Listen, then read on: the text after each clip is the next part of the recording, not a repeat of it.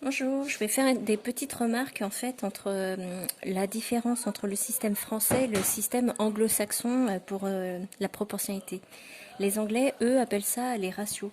Donc nous, nos tableaux de proportionnalité en France, ils sont dans ce sens-là en majorité dans les livres.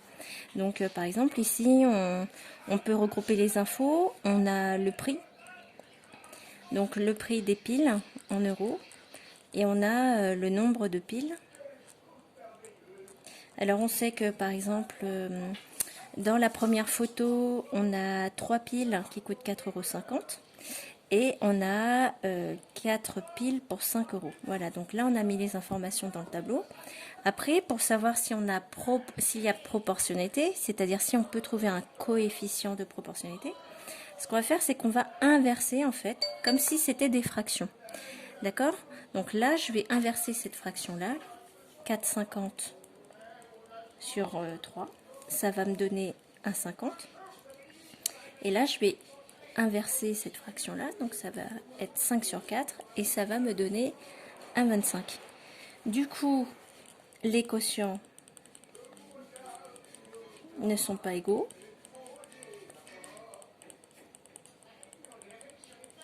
Donc, il n'y a pas proportionnalité.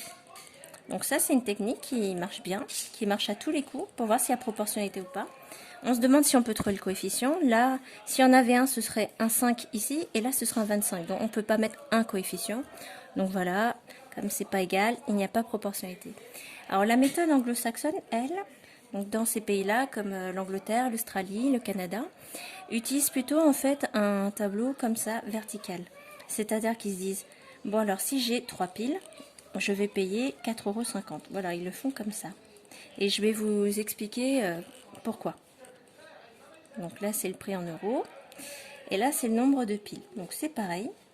D'accord? Imagine que tu as juste mis ton tableau comme ça, en vertical. Et alors, qu'est-ce qui s'est passé? Donc, eux, pareil, ils vont se demander, est-ce qu'il y a un coefficient de proportionnalité? Et ils vont pas représenter les fractions comme nous. Ils vont faire ce qu'on appelle un ratio. Et un ratio, ça se présente hop, comme ça.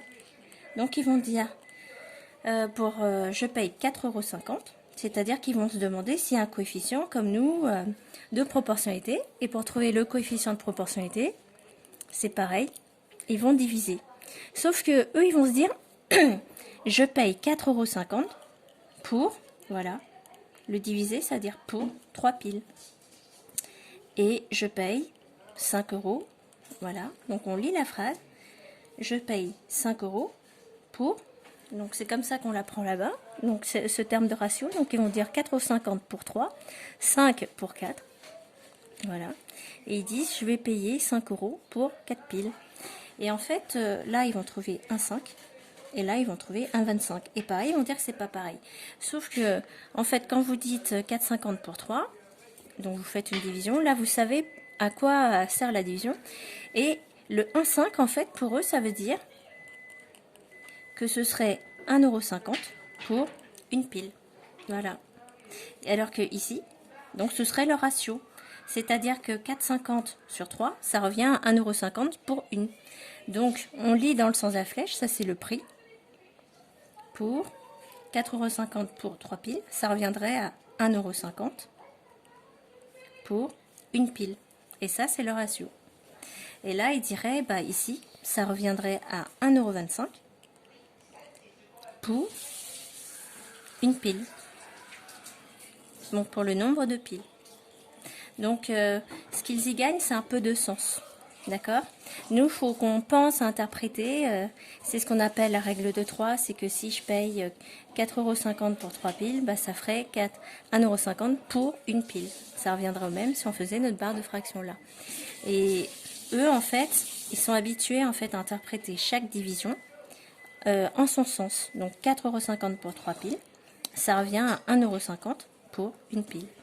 Et ça reviendrait 5 € pour 4 piles, ça reviendrait à 1,25 € pour une pile. Donc voilà le ratio. On voit qu'on n'a pas le même ratio, donc il n'y a pas proportionnalité.